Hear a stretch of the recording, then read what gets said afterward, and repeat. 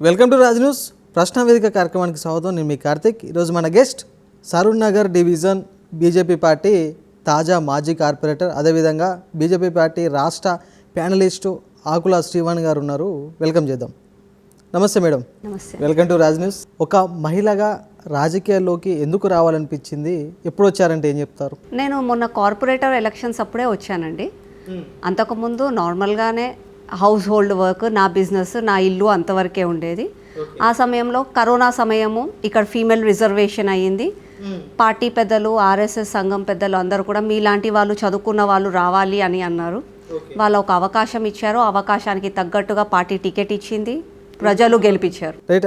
అంత ఉన్నత చదువులు చదివి మరి రాజకీయాల్లోకి జనరల్గా కూడా అందరు అనుకున్నట్టుగానే రాజకీయం అంటే ఒక బూతు, రాజకీయం అంటే ఏముంది కరప్షన్ తప్ప అని అనుకునే వ్యక్తినే నేను కూడా.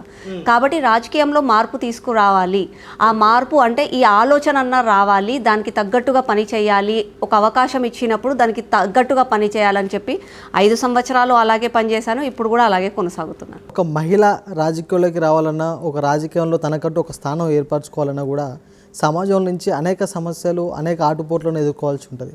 మీరు ఏ విధమైన సమస్యలు ఎదుర్కొన్నారంటే ఏం చెప్తారు? రాజకీయంలోనే కాదండి, మహిళలు ఎక్కడ ఏ ఫీల్డ్లోకి రావాలన్నా, ఇంట్లో నుంచి గడప దాటి బయటికి రావాలంటే కూడా కష్టమే. ఆ మహిళలకు అందరికీ కూడా అదొక ఛాలెంజ్ దగ్గ విషయమే. ఈ రాజకీయాలలో కూడా అలాగే ఉన్నది.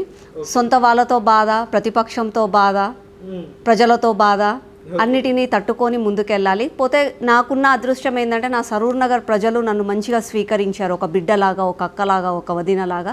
సమాజంలో కావచ్చు, దేశంలో కావచ్చు, రాష్ట్రంలో కావచ్చు, అనేక పార్టీలు ఉన్న తర్వాత కూడా కేవలం మీరు బీజేపీ పార్టీ వైపే రావడానికి గల కారణాలు ఏంటంటే ఏం చెప్తారు? మా బీజేపీ పార్టీ ఒకటే, ఫస్ట్ నేషన్, తర్వాత పార్టీ, తర్వాత మనం అని చెప్తారు. నేషన్ ఫస్ట్ అని చెప్పేది మా బీజేపీ పార్టీ. మీరు చూడండి, ప్రతి ఒక్క పార్టీలో ఆ కుటుంబానికి, వాళ్ళ లీడర్లకి జై కొడతారు, కానీ మా బీజేపీ పార్టీలోనే చాలా గర్వంగా భారత్ మాతాకి జై అని మాట్లాడతాం. అందుకనే బీజేపీ ఐడియాలజీ. దానికి తోడు మా ఫ్యామిలీ అంతా కూడా ఆర్ఎస్ఎస్ సంఘం నుంచి వచ్చారు కాబట్టి, ఫ్యామిలీ అంతా ఆర్ఎస్ఎస్ కాబట్టి శిశు మందిర్ స్కూల్ స్థాపించారు, వైదేహి ఆశ్రమం స్థాపించారు, ఆర్ఎస్ఎస్లో ఉన్నారు. బీజేపీ పార్టీ దేశంలో ఆర్ఎస్ఎస్ మరియు బ్రాహ్మణుల చేతుల్లో నడుస్తుంది, వాళ్ళ కనుసైగల్లో నడుస్తుంది అనేసి ప్రచారం జరుగుతుంది. ప్రచారం వరకే అది స్థిరమైపోతుందండి. ఈరోజు నరేంద్ర మోదీ గారు ఒక బీసీ బిడ్డ, అట్లాంటి వ్యక్తి, ఛాయ్ అమ్ముకున్న వ్యక్తి ఈరోజు ప్రధానమంత్రి అయ్యారు అని అంటే అగ్రకులం చేతిలో లేదు, ఇది దేశం చేతిలో ఉంది. కాబట్టి 140 కోట్ల ప్రజలు ఆశీర్వదిస్తే నరేంద్ర మోదీ గారు 3 సార్లు ప్రధానమంత్రి అయ్యారు. కానీ ఎక్కడ కూడా డబ్బు పంచి అధికారంలోకి రాలేదంటారా బీజేపీ పార్టీ నాయకులు? బీజేపీ పార్టీలోనే దేశం ఫస్ట్, దేశం, ధర్మం, న్యాయం, దీనికోసం పోరాటం చేస్తాం. డబ్బు అన్నది కొంచెం అక్కడిక్కడ ఉంటుందేమోనండి, ఇవాళ రేపు డబ్బు లేనిది ఏది నడవదు. పార్టీ నడవాలంటే డబ్బు కావాల్సిందే. కానీ డబ్బుయే అనుకుంటే ఈరోజు మా బండి సంజయ్ అన్న గారు ఒక చిన్న కార్యకర్త నుంచి, ఒక చిన్న గవర్నమెంట్ ఉద్యోగస్తుడు కొడుకు నుంచి ఈరోజు కేంద్ర మంత్రి కాకపోతుండే. ఆఫీస్లో ఒక కార్యకర్తగా పనిచేస్తూ కూడా ఈరోజు కిషన్ రెడ్డి గారు కేంద్ర మంత్రి కాకపోతుండే. ఛాయ్ అమ్ముకుంటూ వాళ్ళ అమ్మ సామాన్య జీవితం గడిపిన తల్లి ఈరోజు అలాంటి కొడుకు ఈరోజు ప్రధానమంత్రి కాకపోతుండే. అలా చెప్పుకుంటూ పోతే మా నరేంద్ర మోదీతో పాటుగా మా భారతీయ జనతా పార్టీలో అనేక మంది సామాన్య కార్యకర్తలు ఈరోజు ఉన్నత స్థాయిలో ఉన్నారు. రాష్ట్ర బీజేపీ పార్టీలో వర్గ విభేదాలు పెరుగుతున్నాయి అని ప్రచారం జరుగుతుంది. ఇందులో ఆకుల శ్రీవాణి గారు బండి సంజయ్ వర్గం లేకపోతే రామచంద్రరావు గారు వర్గం అంటే ఏం చెప్తారు? మా బీజేపీ పార్టీలో నిజమైన కార్యకర్త జెండా కింద పనిచేస్తారు, బీజేపీ ఐడియాలజీకి పనిచేస్తారు. ఎవ్వరము ఏ వర్గం వాళ్ళం ఉండవు. అందరికీ కూడా నరేంద్ర మోదీ గారి నాయకత్వంలో దేశం ముందుకు వెళ్తుంది కాబట్టి అదే ప్రచారం చేసుకుంటూ బయలుదేరడం మా బాధ్యత. మీ ఆర్ఎస్ఎస్ పైన, బీజేపీ పార్టీ పైన అనేక విమర్శలు వస్తున్నాయి ఇతర పార్టీల నుంచి. ఆర్ఎస్ఎస్ నాయకులు ఒక అంగి లాగు వేసుకొని దేశాన్ని మేమే ఏదో రక్షిస్తున్నాం అన్న భ్రమలో బతుకుతున్నారు.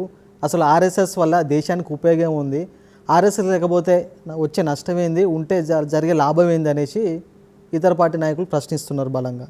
కొంతమంది కేవలం విషం చిమ్మడమే వాళ్ళ పనిగా పట్టుకొని ఆర్ఎస్ఎస్లో ఉన్న గొప్పతనం వాళ్ళకి తెలియట్లేదు. ఆర్ఎస్ఎస్ అంటే రాష్ట్రీయ స్వయం సేవక్.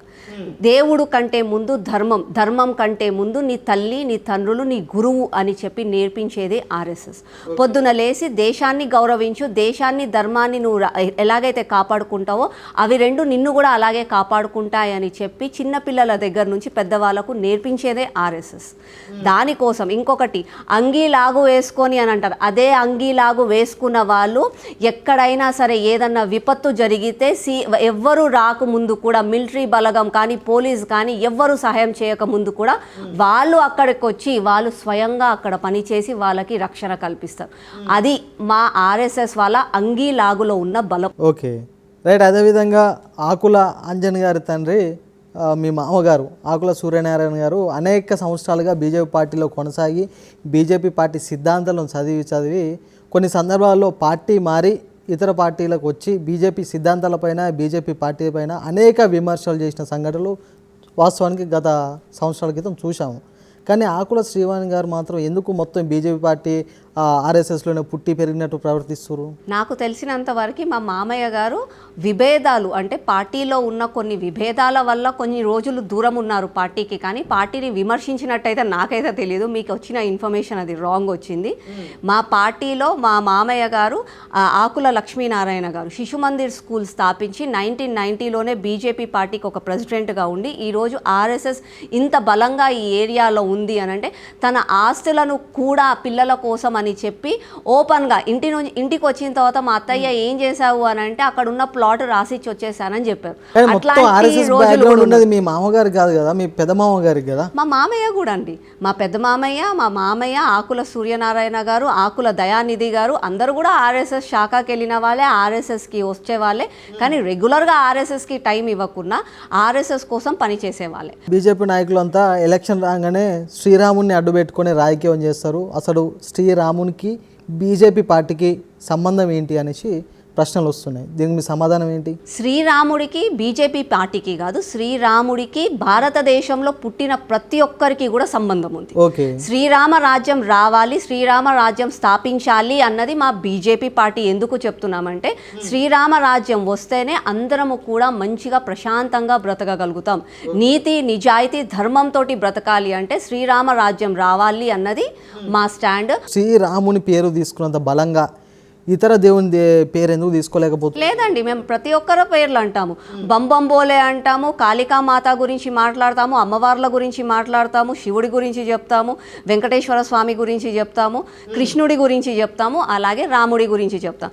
పోతే శ్రీరామ రాజ్యం జై శ్రీరామ్ అని ఎందుకు పదే పదే అంటామంటే ఎట్లయితే రాముడు వాళ్ళ తల్లిదండ్రులు మాట విని సమస్తం అంతా వదిలేసి అడవిల పాలు అయినా సరే ధర్మం కోసం నిలబడ్డారో అదే ధర్మం కోసము వాళ్ళ భార్యని అపహరించిన రావణుణ్ణి సైతము అదే ధర్మం కోసం అని చెప్పి సముద్రం దాటిపోయి తీసుకొని వచ్చాడో ఆ ధర్మస్థాపన మన దేశంలో జరగాలి. ఆ ధర్మస్థాపన జరిగితేనే ఈరోజు కుళ్ళు కుతంత్రాలు ద్వేషాలు ఇవన్నీ లేకుండా ముందుకు సాగగలుగుతాము. ప్రపంచంలో కూడా భారతదేశం ఉన్నత స్థాయికి పోతుంది. కాబట్టి రామరాజ్యం రావాలి అని అంటున్నాం. Okay right. అదేవిధంగా రాష్ట్రంలో బీజేపీ నాయకులు హిందూ మత రక్షణ గోరక్షణ అంటూ బీజేపీ నాయకులందరూ కలిసి ముస్లింలపై దాడులకు దిగబడుతున్నారు, అర్ధరాత్రులు రోడ్లపైన వీరంగం సృష్టిస్తున్నారు అనేసి విమర్శలు వస్తున్నాయి. ఇదేం ధర్మం అండి మీరు చేసేది? బీజేపీ నాయకుల కంటే ముందు గోరక్షకులండి. ఈరోజు మనము బ్రతుకుతున్నాము అని అంటే అన్నదాతల వల్ల. ఆ అన్నదాతలకి జీవం పోసేదే గోమాత. అట్లాంటి గోమాతని మీరు హత్య చెయ్యొద్దు. గోమాత ఒక ధర్మంలో మేము పూజిస్తాము కాబట్టి మీరు కూడా దాన్ని గౌరవించండి. ఆ గోమాతని రక్షించేది మీరు చేయలేకపోతే, ప్రభుత్వంలో ఉన్న పోలీస్ వాళ్ళు చేయలేకపోతే, అరే గోమాతను రక్షించడానికి మా ప్రాణం పోయినా సరే మేము రోడ్డన్నీ ఎక్కుతాము, ప్రాణాలు కూడా కోల్పోతామని చెప్పి ఈరోజు గోరక్షకులు రోడ్లపైన పడి వాటిని కాపాడుకుంటున్నారు. ఓకే, అది మా ధర్మం. ధర్మంని కాపాడుకోవడంలో తప్పు లేదు కదండి. కానీ దానికి రూల్స్ అండ్ రెగ్యులేషన్స్ ఉంటాయి కాబట్టే ఫస్ట్ పోలీస్కి ఇన్ఫార్మ్ చేస్తాము. పోలీస్ వాళ్ళు దాన్ని పట్టించుకోకపోతే అప్పుడు గోరక్షకులు వాళ్ళంతలా వాళ్ళు చేతులలో తీసుకొని కాపాడతారు. రీసెంట్గా కూడా ఓల్డ్ సిటీలో ఇలాగే అయ్యింది. ఒక దాన్ని ఆపారు. ఆపిన తర్వాత ఏమైందంటే ఎంఐఎంలో గెలిచిన ఎమ్మెల్యే ఆ ఎమ్మెల్యే ఏమనుకుంటున్నాడో ఏమో, హీరో అనుకుంటున్నాడో ఏమో, మళ్ళా లారీని పట్టుకొని పోయాడు. ఆ టైంలో ముగ్గురికి దెబ్బలు తగిలాయి. కనీసం ఇంతవరకు ఎఫ్ఐఆర్ కూడా ఫైల్ చేయలేదు. చేయలేదు. ఓకే, మళ్ళీ ఏం చేస్తాం, మీరు చేయకపోతే మీకు చేత కాకపోతే చెప్పండి, మా అంతలో మేము చేసుకుంటామని చెప్పి గోరక్షకులు ముందుకొచ్చి చేసుకుంటున్నారు. రైట్. అదేవిధంగా దేశంలో బీజేపీ నాయకులంతా ఒకే మతం ఒకే దేశం అనే విధంగా ప్రచారం చేస్తున్నారు. ఇటు కాంగ్రెస్ పార్టీ నాయకులేమో సెక్యులర్ దేశం కావాలనేసి వాళ్ళు కొట్లాడుతున్నారు. ఈ సెక్యులర్ దేశం ప్రజలకు ఉపయోగపడుతుందా, లేకపోతే ఈ ఒకే దేశం ఒకే మతం అనేది ప్రజలకు ఉపయోగపడుతుంది అంటే ఏం చెప్తారు? ఫస్ట్ ఆఫ్ ఆల్ సెక్యులర్ అని అంటే వసుదైవక కుటుంబం, సర్వే జన సుఖినో భవంతు. నేను బాగుండాలి, నాతో పాటు అందరూ బాగుండాలి, అందరూ బాగుండాలి, అందులో నేను ఉండాలి. అది చెప్పేదే మా హిందూ ధర్మం, సనాతన ధర్మం. కాబట్టి సనాతన ధర్మాన్ని కాపాడుకుంటే మీరన్న సెక్యులరిజం వస్తుంది. కానీ కొంతమంది మాట్లాడే సెక్యులరిజం పేరుతోటి కేవలం రాజకీయాలు చేసుకుంటూ ఓట్ బ్యాంక్ పాలిటిక్స్ చేస్తున్నారు. అది సెక్యులరిజం కాదు. సెక్యులరిజం అంటే నిజమైన సనాతన ధర్మం, అది సెక్యులరిజం. మేము సనాతన ధర్మంలో ఉన్నాము కాబట్టే మేము ట్రూ సెక్యులరిజం. అదే మీరు చెప్తున్న సెక్యులరిజం వాళ్ళు సెక్యులరిజం కాదు, కేవలము వాళ్ళ పబ్బం వాళ్ళు గడుపుకోవడానికి ఓట్ల కోసం అని చెప్పి రాజకీయాలు చేసేవాళ్ళు, వాళ్ళు సెక్యులర్స్ అయితే కాదు. సనాతన ధర్మం హిందూ ధర్మం అంటారు, ఈ రెండింటికి మధ్య ఉన్న డిఫరెంట్ ఏంటి అసలు? సనాతన ధర్మం అంటే మనం ఎలా ఉండాలి, మన జీవన శైలి ఏంటి, ఎలా పద్ధతిగా బ్రతకాలి అన్నది సనాతన ధర్మం. హిందూ అన్నది అది కేవలం ఒక జియోగ్రఫికల్ వర్డ్, దాన్ని మతంగా మార్చింది ఈ బ్రిటిషర్లు. మీరు అసలుకి మన ధర్మంలో మన మతంగా మార్చింది హిందూయిజం అన్నది మతమే కాదు. మేము ఇప్పటికీ చెప్తున్నాం, భారతదేశంలో హిమాలయాల నుంచి కన్యాకుమారి వరకు, అటు నార్త్ నుంచి ఇటు ఈస్ట్ నుంచి వెస్ట్ వరకు పుట్టిన ప్రతి ఒక్కడు కూడా హిందువే. నువ్వు హిందూ లాగానే, నువ్వు భారతదేశంలో పుట్టినవంటే నువ్వు హిందువే అంతే.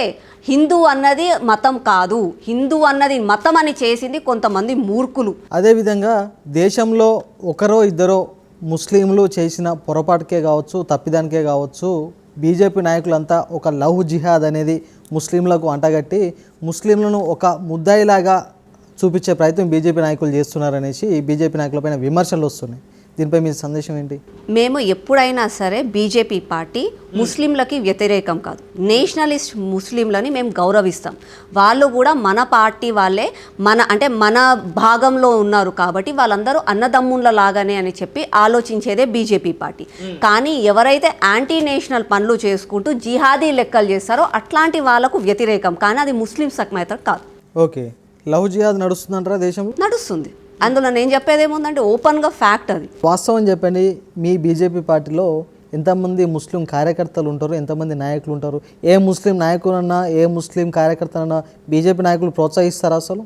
బీజేపీలో మైనారిటీ మోర్చా అని ఉంటుంది.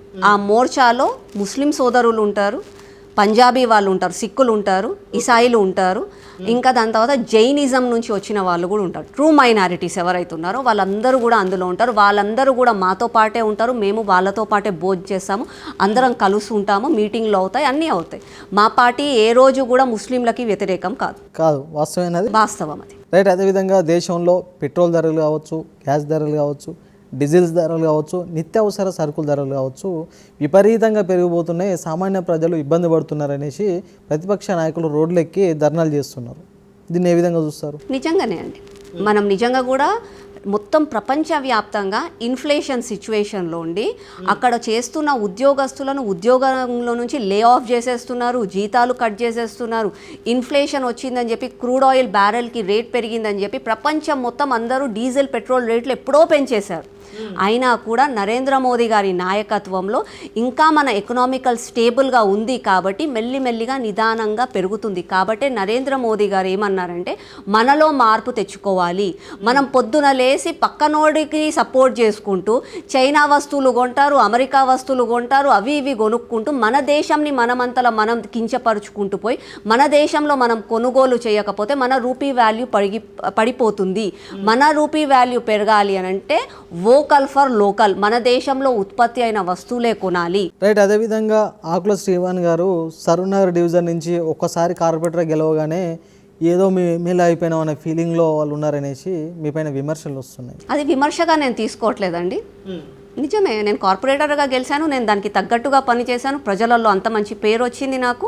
కాబట్టి నేను ఆ నాయకుల కంటే కూడా గొప్ప స్థానంలో ఉన్నాను కాబట్టి నేను గర్వపడుతున్నాను. రైట్. అదేవిధంగా ఆకుల శ్రీవాణి గారికి సోషల్ మీడియా పైన విపరీతమైన పిచ్చి ఉంది, ప్రజా సమస్యలు గాలికి వదిలేసింది, ఎంతసేపు ఉన్న సోషల్ మీడియాలోనే మునిగి తేలుతున్న విమర్శలు కూడా ఉన్నాయి. అది వాస్తవం కాదా? కాదు, ఆ విమర్శలు చేసే వాళ్ళకి సోషల్ మీడియా మీద పట్టు లేక సోషల్ మీడియాలో ఎలా వాడాలో తెలవక మూర్ఖంగా మాట్లాడుతున్నారు. ఈ రోజు నేను ఉన్నది జెన్జీలో. ఈ జెన్జీలో ఉన్నప్పుడు పిల్లలు అంతకుముందేమో ఊరూరా తిరిగి ఒక రచ్చబండ దగ్గర కూర్చొని పెద్దలందరూ కూర్చొని సర్పంచులు వాళ్ళు కూర్చొని ఏమవుతుంది ఏమైతలేదని చెప్పి ముచ్చట్లు చెప్పుకునేవాళ్ళు.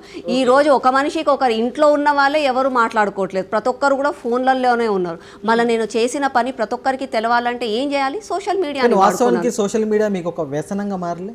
వ్యసనం కాదండి, యూటిలైజేషన్ నేను ప్రాపర్గా చేస్తున్నాను. If you are in Europe, be a European. నువ్వు ఏ జనరేషన్లో ఉన్నావో ఆ జనరేషన్కి తగ్గట్టుగా ఉండు. ఈరోజు ఇప్పుడు మనం మాట్లాడుకుంటున్నాం, ఇది కూడా మనం సోషల్ మీడియాలోనే పెడతాం కదా, అది వ్యసనం ఎలా అవుతుంది? దానికి తగ్గట్టుగా మనం వెళ్తున్నాం. ఇంతకుముందు న్యూస్ పేపర్లు లేని కాలంలో ఒక డప్పు పట్టుకొని ఇంటింటికి తిరిగి ప్రచారం చేసేవాళ్ళు. తర్వాత న్యూస్ పేపర్లు వచ్చాయి, లెటర్లు వచ్చాయి. ఆ తర్వాత ఏమైంది? టెలిగ్రామ్స్ అవి ఇవి వచ్చాయి. ఆ తర్వాత టీవీలలో చూసేవాళ్ళు, రేడియోలలో వినేవాళ్ళు. ఇప్పుడు సోషల్ మీడియా ఫోన్లలో చూస్తున్నారు.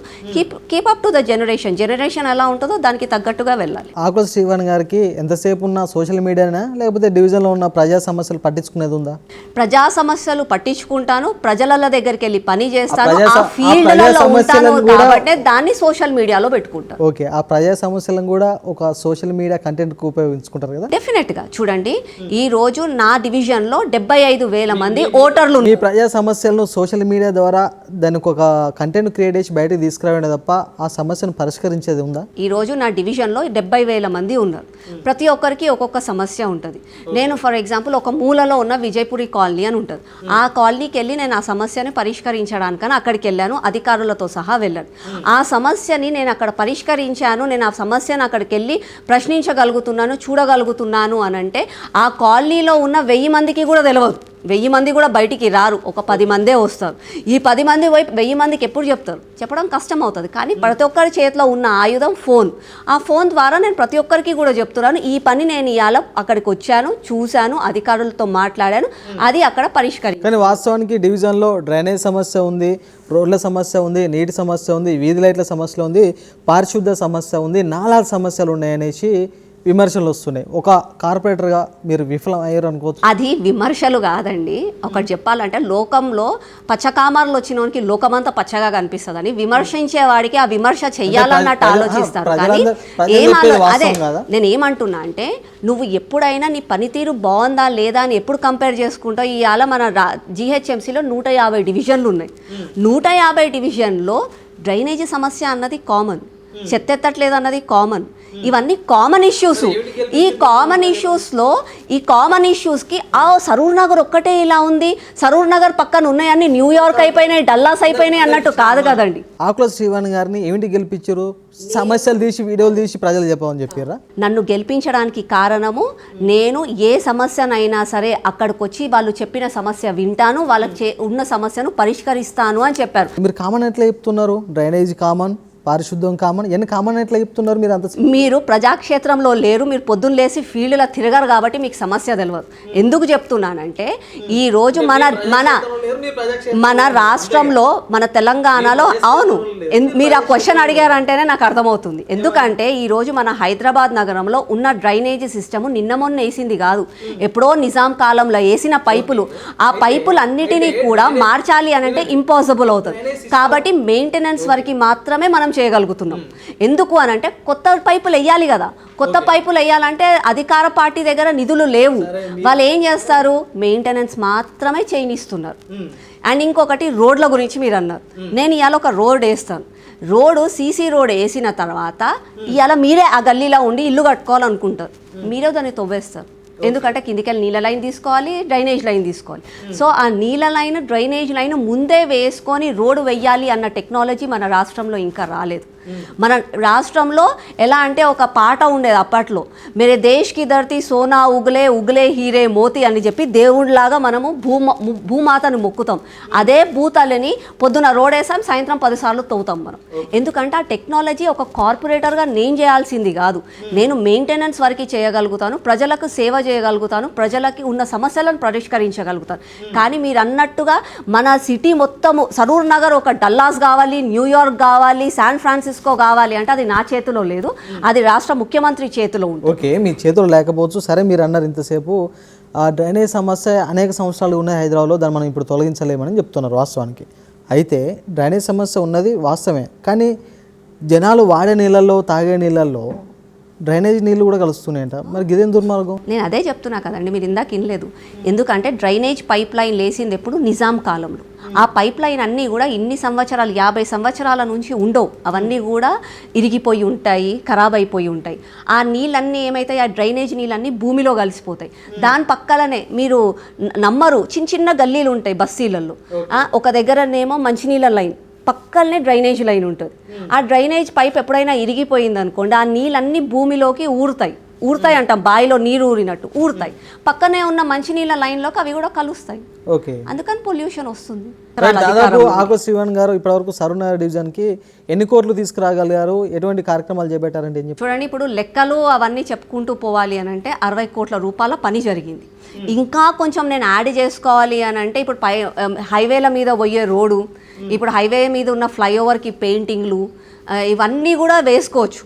కానీ నిజంగా కూడా ఒక అధికారంలో ఇప్పుడు ఇక్కడ గెలిపించిన నాయకురాలుగా నా వల్ల ప్రజలకు ఏమి ఉపయోగం, సరూర్ నగర్కి ఏమి ఉపయోగము అని అంటే, ఈరోజు నేను నా సరూర్ నగర్ డివిజన్ ప్రజలకు నేను కార్పొరేటర్ కాకముందు కూడా అకౌంటబిలిటీ, ట్రాన్స్పరెన్సీ, అనునిత్యం మీ వెంబడి ఉంటాను, మీకోసం ఉంటాను అని అన్నాను. ఇప్పటికీ కూడా అదే 24/7 వాళ్ళు ఏ సమయంలో ఎవ్వరు ఫోన్ చేసినా సరే మాట్లాడతాను, సమయం అక్కడ ఏది ఉందో అన్నది వాళ్ళతో కోఆర్డినేట్ చేయిస్తాను, పనులు చేపిస్తాను. రైట్. అదేవిధంగా రాష్ట్ర వ్యాప్తంగా కాంగ్రెస్ ప్రభుత్వ పరిపాలన ఏ విధంగా ఉందంటే ఏం చెప్తారు? అసలు పరిపాలనలే లేదని చెప్తున్నాను నేను. ప్రజాపాలన అంటారు, ప్రజల కోసం ఆలోచించారు. ఏమన్నంటే మేము అంతా కూడా ట్రాన్స్పరెంట్గా చేస్తాము, ప్రజల అభివృద్ధి కోసం 6 గ్యారంటీలు 420 హామీలు అని అన్నారు. అందులో ఒక్కటి కూడా పూర్తి కాలేదు. ఈరోజు రైతులు గోసపడుకుంటూ మేము ఎంత ఎండ వాన అనక కష్టపడి రక్తాన్ని చెమటలాగా చేసి మరీ మేము పంట పండిస్తే కనీసం ఆ పంటను కూడా కొనుగోలు చేయలేకపోతే మేము ఏం చేయాలి అని చెప్పి ఈరోజు రైతులందరూ కూడా రోడ్ల పైన ఉన్నారు. రైట్. అదేవిధంగా ఎస్ఐఆర్ అంశాన్ని ఏ విధంగా చూస్తారు? ఎస్ఐఆర్ అన్నది బాడీ చెకప్ లాంటిదండి. అది ఏదో మేము నరేంద్ర మోదీ గారు బీజేపీ ప్రభుత్వం వచ్చి చేసింది కాదు. అది మన డెమోక్రటికల్ డ్యూటీ. అది ఏదైతే తప్పులు ఉన్నాయో ఎలక్ట్రోలల్గా, ఆ ఎలక్ట్రోలల్ దాంట్లో రెగ్యులర్గా కూడా చెకింగ్స్ చేసుకోవాలి, ఆ తప్పులన్నిటిని కూడా సరిదిద్దాలి. ఫర్ ఎగ్జాంపుల్, ఒక కుటుంబంలో ఎవరన్నా మరణించారు, ఆ మరణించిన వ్యక్తి ఓటు తీసేయాలి. ఒకవేళ ఆ కుటుంబం ఇక్కడున్న ఈ సిటీ నుంచి వేరే సిటీకి మైగ్రేషన్ అయ్యింది అని అంటే ఈ సిటీల నుంచి పేర్లు దిగించేయాలి, ఆ సిటీలో రాయించుకోవాలి. అదే ఒకవేళ మీ కుటుంబంలో ఇంకొకరు కొత్తగా 18 సంవత్సరాలు వచ్చే వాళ్ళకు ఓటు హక్కు వచ్చిందంటే అట్లాంటి వాళ్ళని అందులో జాయిన్ చేయాలి. ఒకవేళ మీ కుటుంబంలో ఒకరి పేరు తప్పు ఉంది అని అంటే దాన్ని సరిదిద్దుకోవాలి. ఇది అన్నది ఫుల్ బాడీ చెకప్ లాగా. ఒకవేళ మీరు చెకప్ చేసుకుంటే మీలో ఉన్న రోగాలు ఏందో తెలుస్తాయి, రోగాలు తెలిసిన తర్వాత ట్రీట్మెంట్ ఇవ్వచ్చు దానికి. రైట్. అదేవిధంగా చివరి ప్రశ్న, మనలో మన మాట మేడం, వీలైతే కెమెరాలు ఆఫ్ చేద్దాం. ఆకుల శ్రీవాణి గారు నెలకి సోషల్ మీడియా ద్వారా ఎంత సంపాదిస్తారంటే ఏం చెప్తారు? నా సోషల్ మీడియా ఎప్పుడు మానిటైజేషన్ ఉండదండి. నేను ₹1 కూడా వేరే వాళ్ళ దగ్గర నుంచి తీసుకోను. డబ్బులు ఏం రావా social media? It's an open fact. I can challenge you with anything. కానీ వాస్తవానికి ఆకుల శ్రీవాణి గారికి స్లమ్లో ఉండే ప్రజలు నచ్చరు, స్లమ్లో ఉండే జనాలను ఎప్పుడు పట్టించుకోరు, ఏదో ఆ స్లమ్లో ఉండే జనాలను దూరం పెడుతురు అనే అపోహలు వస్తాయి, లేకపోతే ఈ వాస్తవాలు బయటకు వస్తాయి. కాబట్టి ఆ స్లమ్ నుంచి ఈ స్లమ్ నుంచి 4 పిలిచి ఇంటికి టిఫిన్ పెడుతుంది, భోజనం పెడుతుంది అనేసి ప్రచారం అవుతుంది. వాళ్ళు అనుకునే వాళ్ళకి ఫ్యాక్ట్స్ తెలియదు. నేను నార్మల్గా కూడా మేము అంటే మా ఏరియా ఇప్పుడైతే మేము ఉన్నామో మేమంతా బస్తీలలో ఉన్న వాళ్ళమే. మాకు అట్లాంటి డిఫరెన్సెస్ ఎప్పుడు కూడా పోతారా మీరు ఎప్పుడైనా ఫంక్షన్లకు? పోతాం, ఎందుకు పోమండి. జనరల్గా కూడా నేను ఫంక్షన్స్కి పోనండి. నన్ను ఒక కోటీశ్వరుడు పిలిచినా నేను ఫంక్షన్కి పోను, నార్మల్ వాళ్ళు పిలిచినా కూడా ఫంక్షన్స్కి పోను. ఎందుకు అని అంటే నేను బయట ఫుడ్ సరిగ్గా తినను. నేను నా అంటే నేను ఎక్కువగా ఫంక్షన్స్కి వెళ్ళి సోషల్ లైఫ్ లేదు నాకు. మీటింగ్లు, నా ఆఫీస్ పని, నా పార్టీ పని, నా అభివృద్ధి పని అంతవరకే నేను చేస్తాను. కానీ గాసిపింగ్, కిట్టి పార్టీలు, సోషల్ లైఫ్ నేను అందులో చాలా తక్కువ, నాకు అసలుకి ఏమీ లేదు. మీరు కార్పొరేటర్ కొనసాగినప్పుడు ప్రభుత్వ కార్యక్రమాలకు ఎందుకు దూరంగా ఉన్నారంటే ఏం చెప్తారు? నేను ఫస్ట్ ఆఫ్ ఆల్ ప్రభుత్వ కార్యాలయానికి వెళ్ళానండి. ఇప్పుడు అందరికీ ఎలాగైతే ప్రోటోకాల్ ఉంటుందో ఆ ప్రోటోకాలే ఉంటుందని నేను ఇందాక చెప్తున్నా. రాజకీయాలు నాకు కొత్త ఆ సమయంలో. సో రాజకీయ నాయకుడిని ఒక ఇనాగ్రేషన్కి పిలిచారు అంటే అక్కడ ఉన్న ఆఫీసర్స్ ప్రోటోకాల్ ప్రకారంగా ఒక ఎమ్మెల్యే, ఒక కమిషనరు, ఒక కార్పొరేటరు, ఒక మేయరు ఇలా ఉంటుంది అని నేను అనుకున్నాను. సో నేను అక్కడికి వెళ్ళిన తర్వాత అలా లేదు. రూలింగ్ పార్టీ నుంచి ఒక ఎమ్మెల్యే వస్తారు. అప్పట్లో సబితా ఇంద్రారెడ్డి గారు, ఆమె మంత్రి ఉండే. ఆమె వచ్చినప్పుడు ఆమె వెంబడి 100 మంది ఫాలోవర్స్ వస్తారు ఆమెకి. ఆ 100 మంది ఫాలోవర్స్ వచ్చేస్తారు, మొత్తం గుంపుగా నించి ఉంటారు. ఓకే. పాపం సబితా ఇంద్రారెడ్డి గారు ఒక మహిళగా అమ్మ రా అని పిలుస్తారు, అమ్మ రా అంటది. ఆమె పక్కనున్న 100 మంది ఎవరు జరగరు. వాళ్ళని వెళ్ళి నూక్కొని భుజాలు తట్టుకుంటూ ఇలా మొహాలు పెట్టే అవసరం నాకు లేదు. అండ్ దాని తర్వాత ఒక కార్యకర్త వాళ్ళు కేసీఆర్ జిందాబాద్ సబితమ్మ జిందాబాద్ అని అన్నారు ఒక ఇనాగ్రేషన్లో. ఆ రోజు మా కార్యకర్త ఏమన్నారంటే, ఈ డబ్బులు ప్రజాధనము, ఇది ఎవరో కేసీఆర్ వాళ్ళ ఇంట్లోకి వెళ్ళి ఇవ్వలే, సబితమ్మ వాళ్ళ ఇంట్లోకి వెళ్ళి తెచ్చియలేదు, కాబట్టి కేసీఆర్ అవన్నీ అనొద్దు అని అంటే వాళ్ళు వినలేదు. సబితమ్మ వర్దిల్లాలి అని అంటే మేము భారత్ మాతాకి జై అని అన్నాం. మోదీ వర్దిల్లాలని కూడా అనలేదు, భారత్ మాతాకి జై అని అన్నాం. కేవలం భారత్ మాతాకి జై అంటావా అని చెప్పి అతని పైన దాడి చేశారు, అతను హాస్పిటలైజ్ చేయాలి. ఆ రోజు నుంచి నాకు కోపం ఎందుకు వచ్చింది అని అంటే, అక్కడ అధికారులు ఉన్నారు, కమిషనర్లు, వాళ్ళందరూ, పోలీస్ వ్యవస్థ ఉంది, అయినా కూడా అక్కడ జరుగుతున్న తప్పుని వాళ్ళు ఆపలేకపోయారు. సబితా ఇంద్రారెడ్డి ఏమనకుండా కారెక్కిపోయింది. సో నాకు ఆ సిస్టమ్ నచ్చలేదు.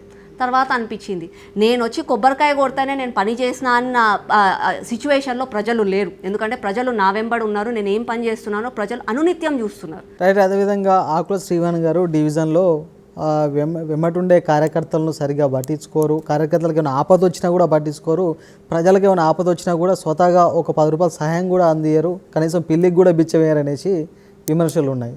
వాస్తవేనా? ఫస్ట్ ఆఫ్ ఆల్ అండి, ప్రజలు ఎవ్వరు ఫోన్ చేసినా సరే, ఏ సమస్య ఉందన్నా సరే, వాళ్ళు నాకు ఆనెస్ట్గా ఫోన్ చేసి ఆ సమస్యలో ఏదైనా ఉంది అని అంటే నేను పని చేపిస్తాను, అందులో ఎలాంటి డౌట్ లేదు.